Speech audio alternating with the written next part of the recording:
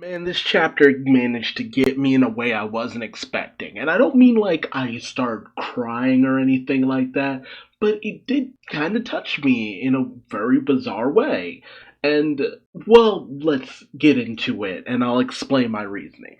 And I love the coincidences of coincidences. Dobby is still continuing his discussion with All for One about his multiple friends he has all across the world. And Dobby's just like, well, what if one of these friends gets captured? Like, I don't know, Aoyama? And All for One's just like, whatever. For me, if they manage to do something that works out, all the better. But if they don't and get captured and disappear, I just go on to the next plan. It's as simple as that. Like, again, he said it last chapter. He has plans within plans within plans within plans. And here, with Aoyama, he has a plan that's gone south, and it's just like, it sucks that that couldn't work out, and he's just gonna move on and call it a day. They're disposable. And, I mean, it's a villain. Like, All for One is like the most typical example of a villain. He's just disposable. And I love that Aoyama's parents try to just take him and run, because they're just like, jigs up, we gotta GT the FO. And Aoyama, he's just really caught in a bit of a daze because he knows that he's just caught between a rock and a hard place for the most part. He thinks to his mother and father that's just like him not having a quirk really just threw them completely off. They're both from privileged families, so they don't really know how to deal with any form of struggle. And Aoyama not having a quirk meant there was going to be struggle, there was going to be hardship, there was going to be a problem, and so they panicked at the very sheer thought of something like that. These people wouldn't know what to do or how to comfort Aoyama if he went through the same things Deku did. Hell, Deku's own mother didn't know how to handle dealing with her son not having a quirk despite everything. So from that perspective, I can understand it. It didn't mean what they did was right. I mean, they heard rumors of a guy who could give people quirks through their social circle, which, again, they should have known, but at the same time, well-to-do, well-off people, naive to the ways of the world, of course they thought they might have gotten something for, just spend some money and things will be fine. No, no, no, no, no, no, no. He wanted a lot more from you than money. You would have been lucky if he just wanted your money, because just look at the way they dealt with the fact that Aoyama's naval laser wasn't a good fit for his body. It's just like, oh, we just used our money and got him a device that would help him be able to use it better. Everything's solved. Everything's fine. No worries at all. And, I mean, good on Aoyama for thinking, oh, I want to be a hero. I want to give back to my parents for doing this for me. I want to make it all worth it. Like, his whole joining of UA came from a good place. But the moment All for One heard, you're going to UA? Oof. All Might's gonna be teaching there. All for One saw an opportunity. Like, tell me the first time your classmates will be isolated. And so, the attack on the USJ. Tell me where your training camp is located. The attack in the forest. But after that, you thought he was good. They thought they were fine. All for One has been defeated. No, he hasn't. Izuku Midori has returned to UA. Bring him somewhere. Alone. Aoyama wanted to be a hero to help people, but he just couldn't bring himself to do it. And, the thing that really got him was the fact that with the letter he left everyone in Class 1A, Izuku left before he went out, it explained that he was quirkless. And that's the thing that really got Aoyama, because it was the revelation of how similar he and Deku were. That ultimately, in a lot of ways, they were the same. But Aoyama tries to go on the attack. Izuku's danger sense goes off. I love the panel where it does, because he goes from bewilderment and shock to just being on guard, and he tries to tell Aoyama to quit it, to cut it out, and they both try to go in on the attack, and Aoyama fires his naval laser, and Higakure deflects it because she reflects light. And that's always the kind of the thing about Higakure is just like she makes the best pairing with Aoyama. That's the thing that really does suck. She makes a great pair with Aoyama because of the nature of his ability. He fires a laser, she can reflect it and send it anywhere. The ultimate tag team they could be. And Hagakure, she's not just pissed, she's heartbroken. It's just like, we could have died. Everyone in Class A could have died. Time and time and time again because of what you were doing behind the scenes. And now Japan is in a terrible state. And all she wants to know is, what was he thinking this entire time? Living with us, being around us, everything. And it makes sense. It really does make a lot of sense. Of course she'd be upset. It's just like, dude, the time we spent together, we might not have been close, but we ate together. We lived in the same place.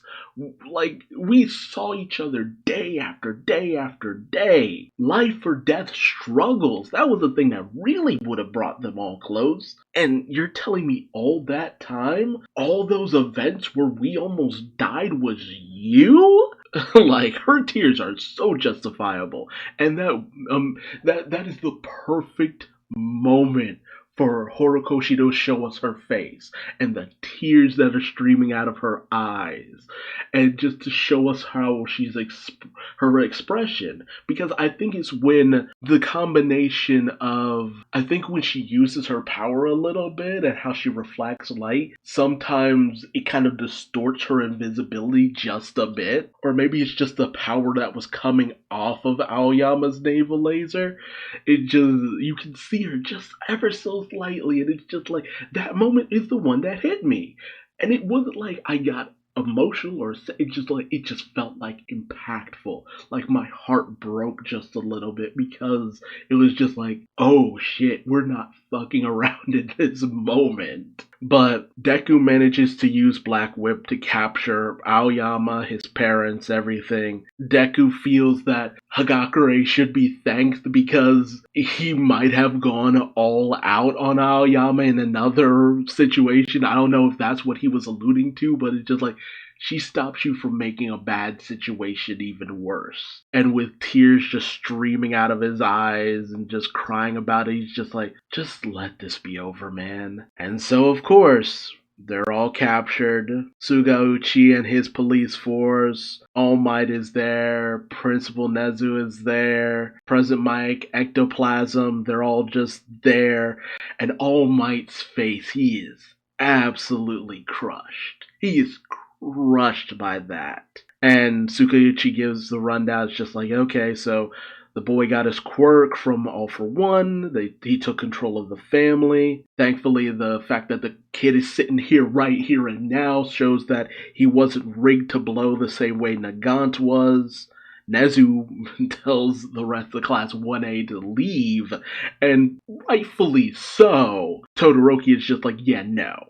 Absolutely not. Mina is, on the verge of tears. Denki has this apprehensive look on his face. Ojiro questions, she's like, what would have happened if Higakure didn't catch you, dude? What else were you up to? Kirishima just wants it to be a lie. And Bakugo's just kind of bewildered that yet another member of their class was born quirkless. Sukauchi makes it known that, because, law and order in Japan is all to shit, they've kind of gotten off lucky that they can't just haul him off to jail here and now. But he does his best to interrogate them on the spot. The dad says, yeah, we know nothing about the guy. He makes his requests, we obey. That's it. And I believe that. The Yuga family, they're not brain surgeons. They're not that smart. They're pawns. All for One said it himself. They're disposable. And they've just been operating on the thought, if they should fail, he'll kill them. It's as simple as that. And Sukauchi questions, how would he kill you? And apparently, not long after they joined up with the son of a bitch, he gave them a demonstration of what he would do to them if they should ever defy him. It was some lackey who surrendered himself to the police, and after the dude managed to get out of prison, All for One killed him. Killed him like it was nothing. So these guys have just been operating like, no matter where we go, no matter what we do, this guy will probably just kill us if we give any information up. And good on the dad for at least trying to be like, our son had no way of knowing what would happen, what would happen if he followed the orders. He just knew he couldn't fall under suspicion. The blame lies with us. So hell, at the very least, I'm glad that the parents are taking the responsibility for this because, the blame really does mostly lie with them. Aoyama really fucked up, but he's a kid. That's the thing. And laws tend to be a little bit more lenient towards children. I mean, he's still only a teenager, but he'd still probably end up going to juvie for this kind of stuff, or at the very least placed on some form of house arrest at the bare minimum, but he'd never see his parents again. And it would be... the whole family is in for a rough time after this. And Aoyama, makes it known that, despite the fact that their deaths would have been on his head, in his hands, he smiled along them. He acted as if they were friends, and it was in finding out that Midoriya was quirkless and was standing up to All for One, and it made Aoyama realize just how utterly pathetic he felt in comparison to Deku. The more he found out about Deku, the worse he felt, because it was just like, Deku's able to try to stand up to this guy with his very being. Why can't I? Why can't I do more? Why am I so afraid?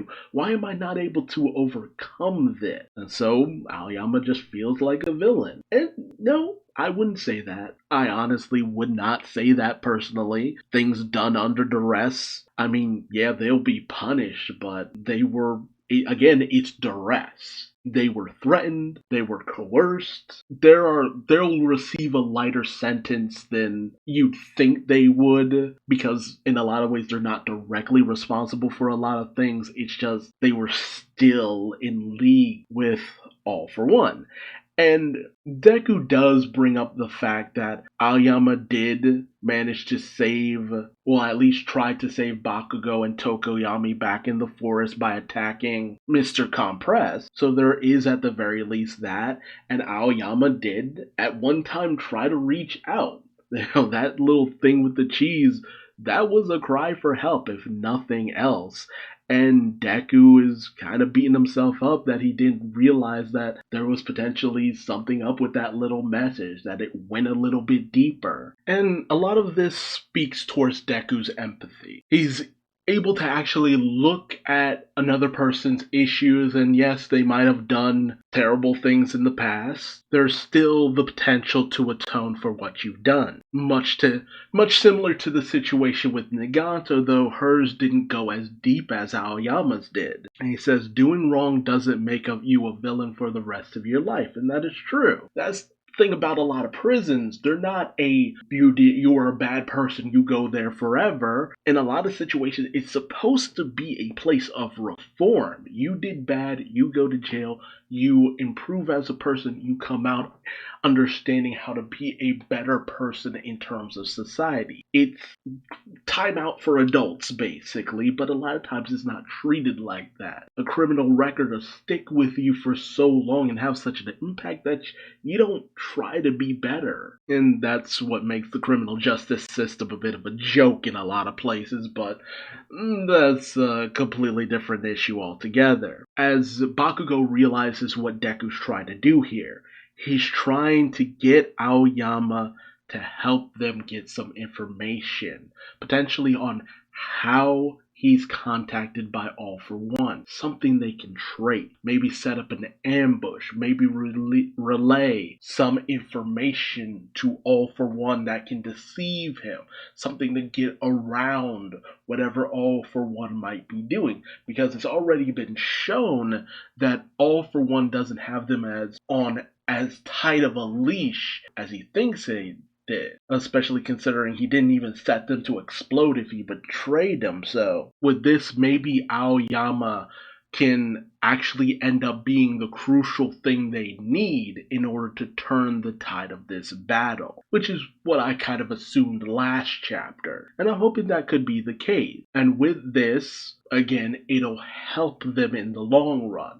They'll still probably have to either serve some time or be, at the very least, under house arrest. There will be punishment, there's no getting around that, but it'll be a lot less severe if they're at least willing to do something to help the heroes out in this very crucial situation. But that's my question to you. How severely do you think Aoyama and his family should be punished for what they've done? Even should they end up helping the heroes out in the long run and being crucial to the defeat of All for One? Let me know your thoughts and opinions in the comment section below. I thought this was a phenomenal chapter, just because I kind of figure where certain things are going, the twists, the turns, the little moments in between, it make it all worth it. Such as Hagakure's face reveal. That was pretty good, and she's pretty cute. I actually kind of enjoyed it. But again, let me know your thoughts in the comment section below. If you liked this video, do all the YouTube stuff, or don't, I ain't your daddy, but I still love you like one. And until next time, I've been Duuz-Diz-Din, and believe me when I say, you're far from disposable to me.